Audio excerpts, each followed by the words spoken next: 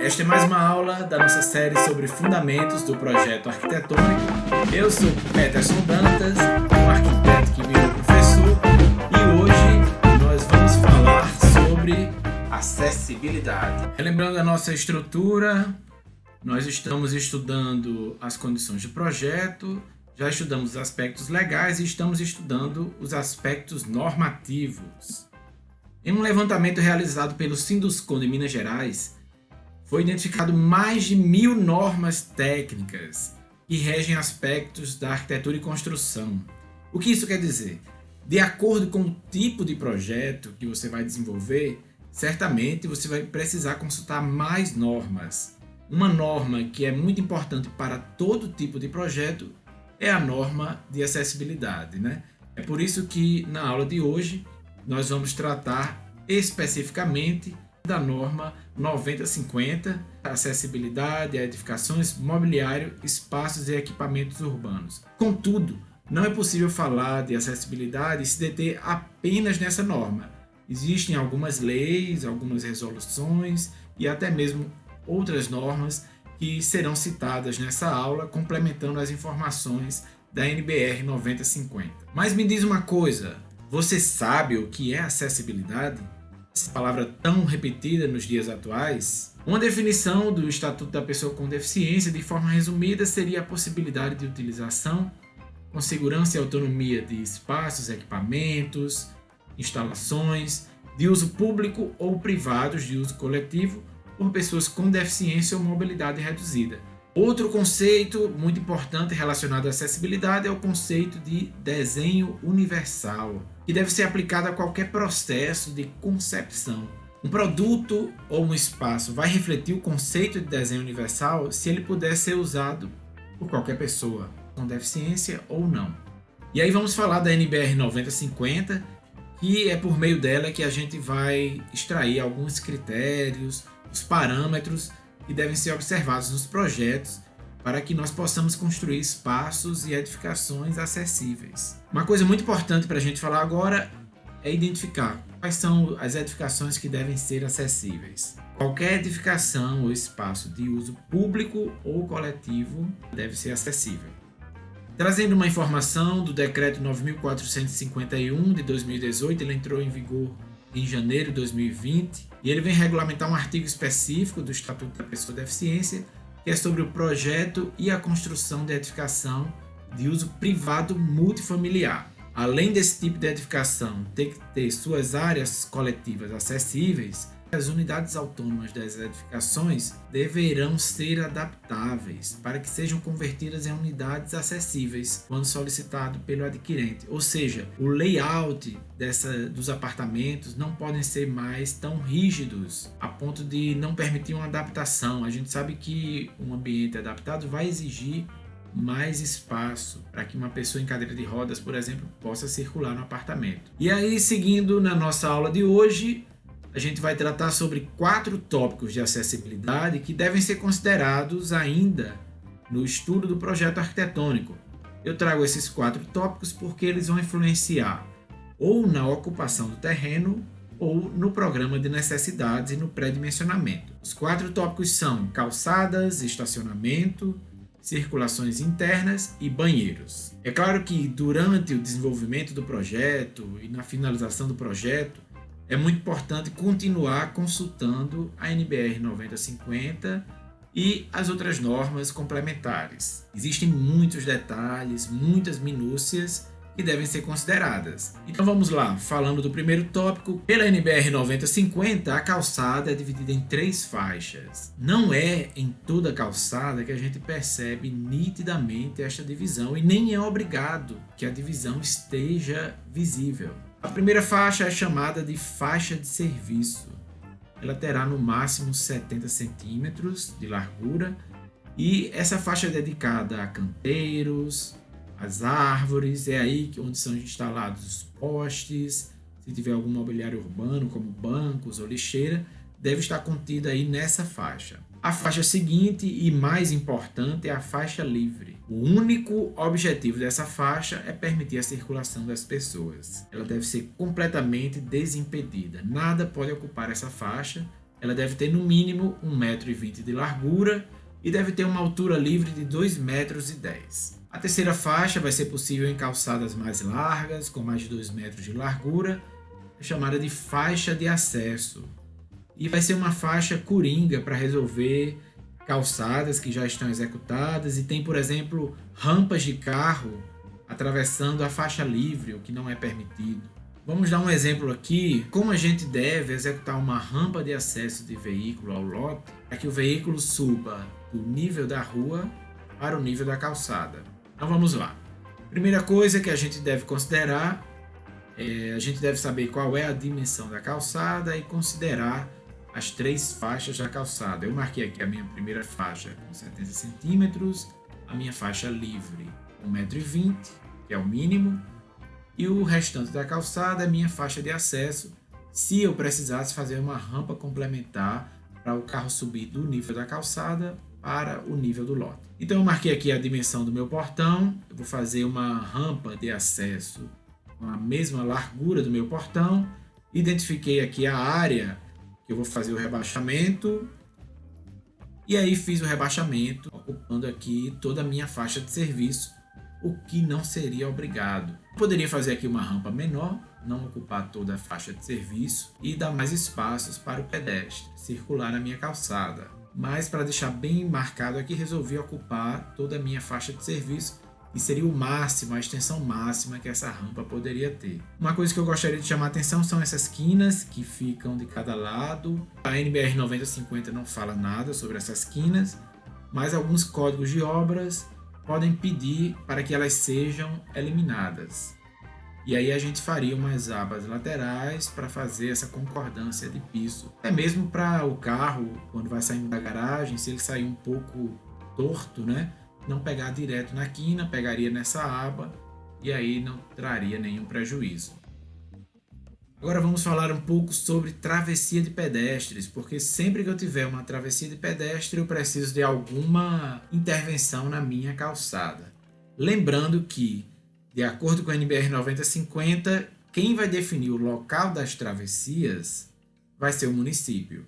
E aí normalmente essas travessias se encontram no final das quadras, mas eventualmente pode ter em meio de quadra, enfim, vai depender da legislação municipal. Sempre que a gente tiver uma travessia de pedestres, nós vamos precisar de algum tratamento da calçada. Essa intervenção na calçada pode ser um rebaixamento de calçada, uma faixa elevada ou uma redução de percurso.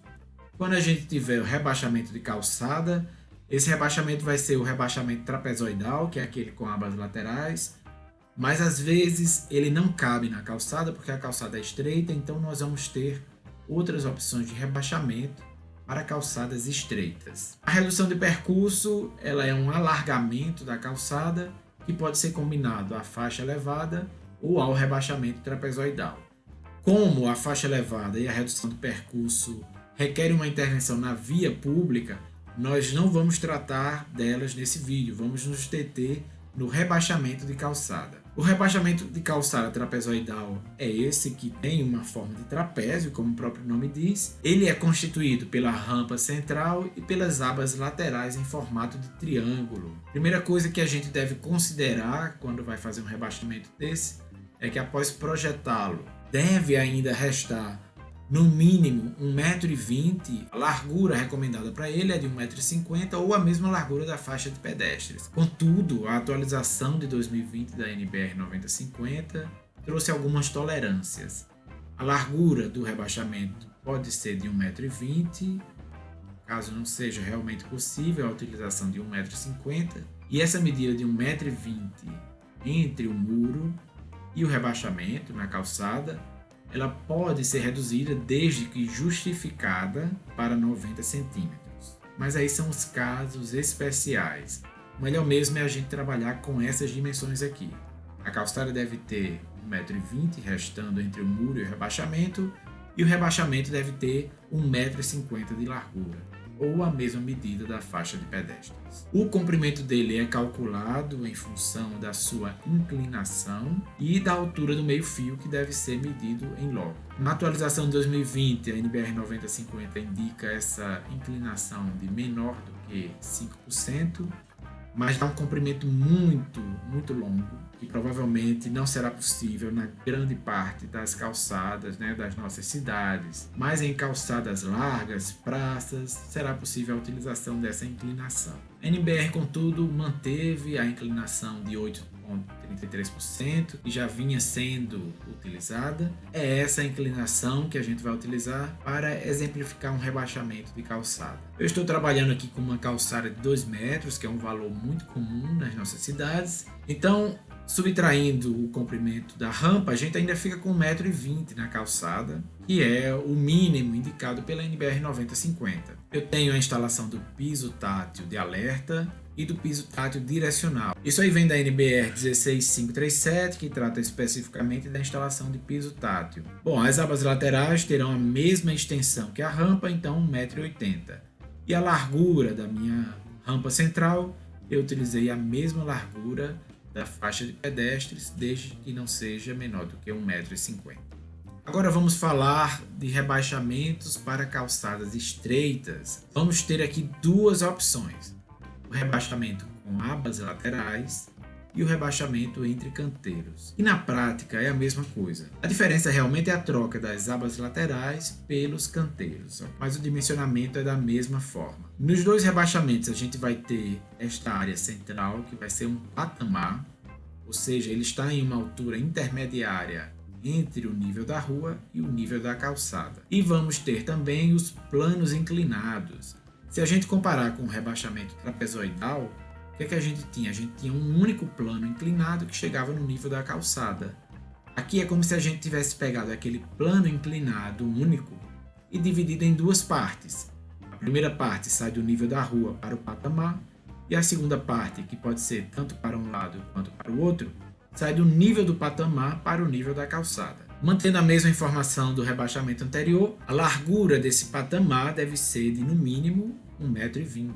E também a largura desse primeiro plano inclinado deve ser de 1,50 m ou a mesma largura da faixa de pedestre. Bom, então vamos lá. A gente tem aqui esse primeiro plano inclinado. Qual vai ser a inclinação dele? A gente pode utilizar 8,33% no máximo. Aí a gente chega no patamar e tem o segundo plano inclinado, que pode ser para um lado ou para o outro. A inclinação que a gente vai utilizar aí vai ser uma inclinação menor do que 5%. As duas grandes diferenças para o rebaixamento trapezoidal são essas. Primeiro, que como a calçada não tem largura suficiente, a gente divide a parte inclinada em duas. E segundo, que cada parte inclinada vai ter uma inclinação diferente. Agora vamos falar de estacionamento, as vagas reservadas que nós devemos ter em estacionamentos. Certamente você já chegou em algum lugar, algum estacionamento grande, como supermercado, e viu que algumas vagas são sinalizadas, são reservadas para pessoas com deficiência ou para idosos. Essa regulamentação vem de algumas leis brasileiras. De acordo com essas leis, as vagas para pessoas com deficiência devem ser de 2% do total e as vagas reservadas para idosos devem ser de 5%.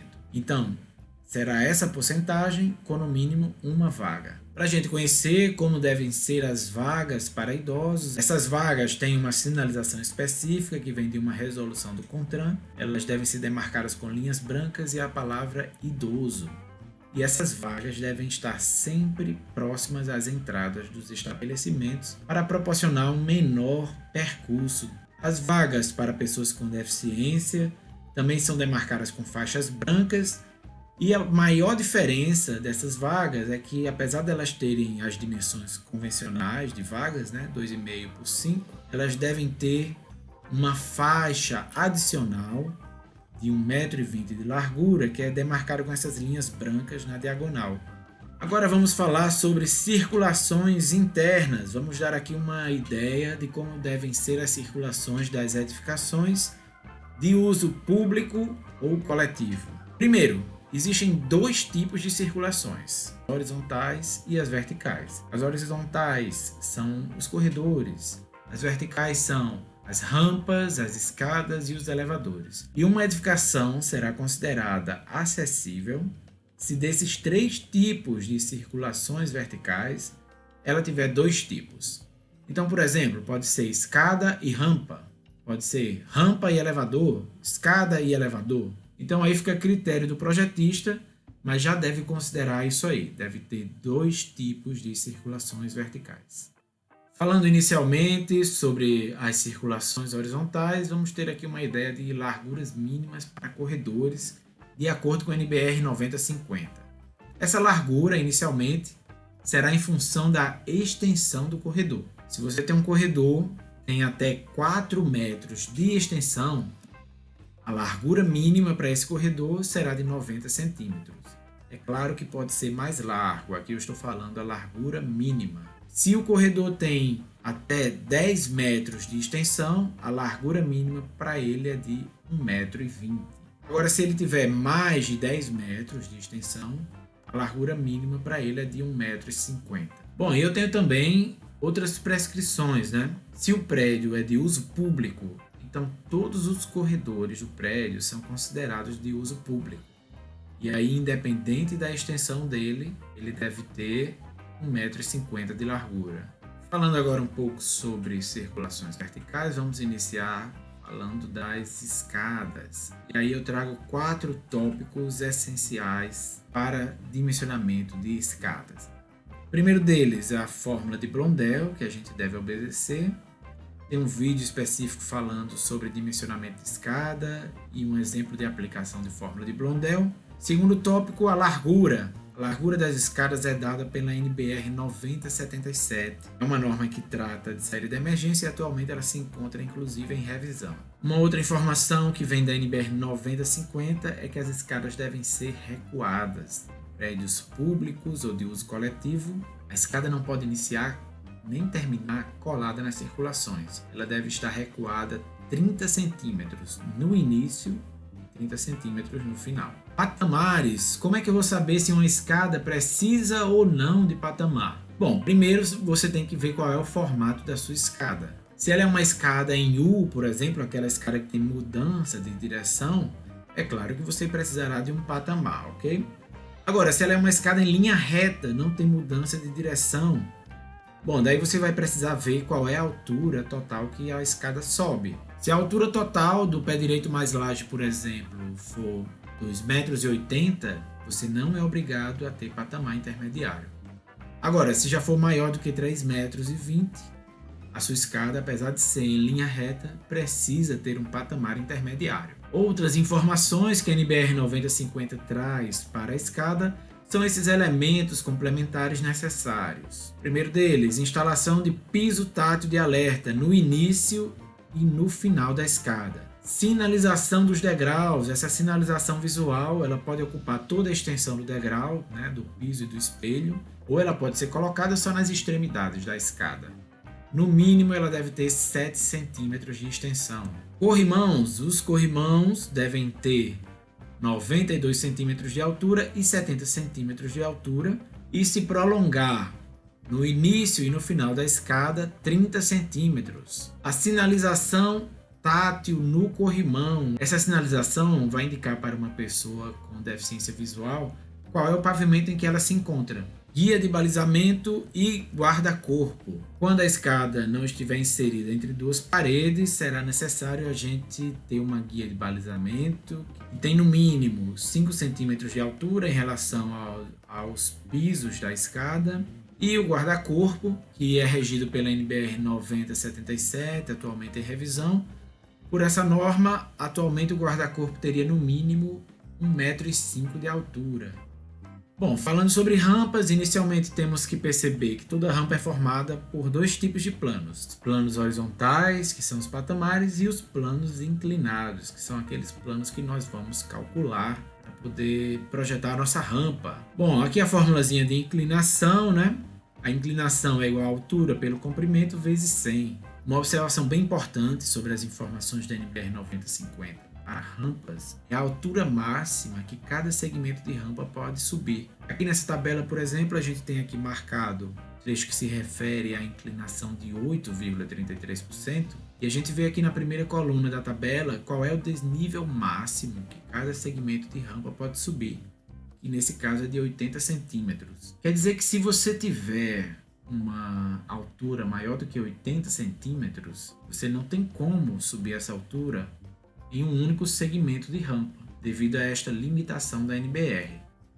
E aí a rampa tem todos os mesmos elementos complementares que a escada, segundo a NBR 9050, né? Piso tátil, os corrimãos em duas alturas e prolongados 30 centímetros, essa sinalização tátil no corrimão, a guia de balizamento e o guarda-corpo. Segue os mesmos princípios que já foram comentados para escadas. Agora me diz uma coisa, você sabe onde é que fica o banheiro? Vamos lá, vamos falar dos banheiros acessíveis. Primeiramente, a quantificação. A NBR 9050 traz essa tabela e vai nos indicar quantos banheiros acessíveis nós devemos ter.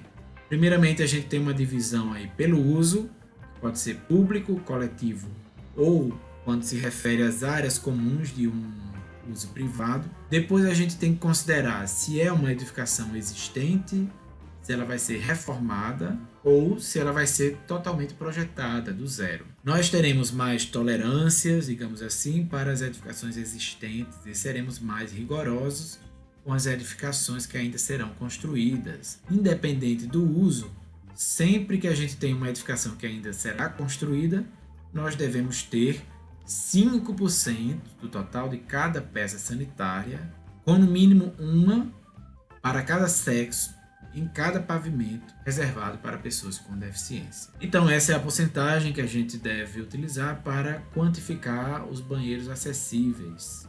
Agora vamos ter uma ideia da área do desenho de um banheiro acessível. A primeira coisa que nós podemos comentar é que um banheiro acessível ele deve ser muito mais espaçoso do que um banheiro convencional. Afinal, ele será acessado por uma pessoa em cadeira de rodas, por exemplo, que exige mais espaço. Antigamente a norma trazia dimensões específicas para esse box e posteriormente ela passou a adotar o seguinte: o importante é que uma pessoa em cadeira de rodas consiga dar um giro dentro do banheiro. Esse giro deve garantir um diâmetro livre de 1,50 m.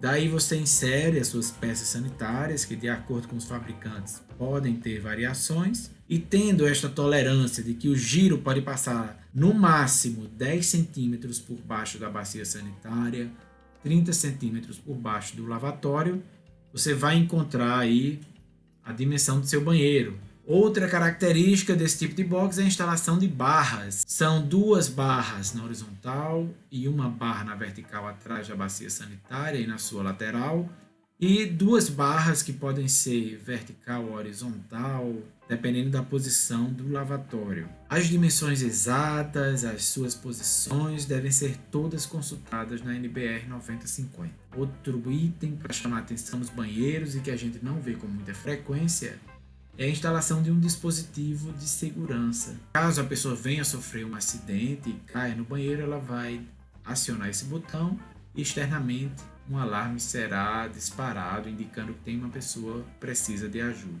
O box para chuveiro, esse box para chuveiro deve estar associado a um banheiro acessível. As medidas mínimas são de 90 por 95. O box deve ter um banco retrátil e 3 barras, sendo 2 verticais e 1 horizontal. Dando uma ideia aqui de um quarto acessível com banheiro, sendo um banheiro completo. É claro que esta não é a única possibilidade de organização, mas a NBR traz para mostrar algumas possibilidades e algumas medidas mínimas que devem ser respeitadas. No caso do quarto, a gente tem as áreas de circulação, com no mínimo 90 centímetros de largura, tem uma área com 1,50 m para a pessoa conseguir dar um giro na cadeira de rodas. O banheiro, a gente não tem exatamente aquele box do chuveiro com as medidas mínimas, né? A gente já vê aqui o chuveiro integrado ao ambiente do banheiro, né? E aí a gente percebe que a pessoa consegue realmente circular, encostar a cadeira ao lado das peças sanitárias para a realização da transferência e a sua utilização. Vamos chegando aqui ao final da aula de hoje, mas tem muito mais para a gente falar sobre acessibilidade, que tudo que seja projetado possa ser utilizado por todas as pessoas. É isso aí. Na aula de hoje estudamos 4 tópicos de acessibilidade que já devem ser considerados no início do desenvolvimento do projeto arquitetônico. Esses tópicos influenciam a programa de necessidades e na ocupação do terreno. Eu sou Peterson Dantas, um arquiteto que virou professor, e vou ficando por aqui. E na próxima aula a gente se encontra para falar sobre pré-dimensionamento, relacionamento dos espaços, zoneamento. São os aspectos funcionais do projeto. Até lá!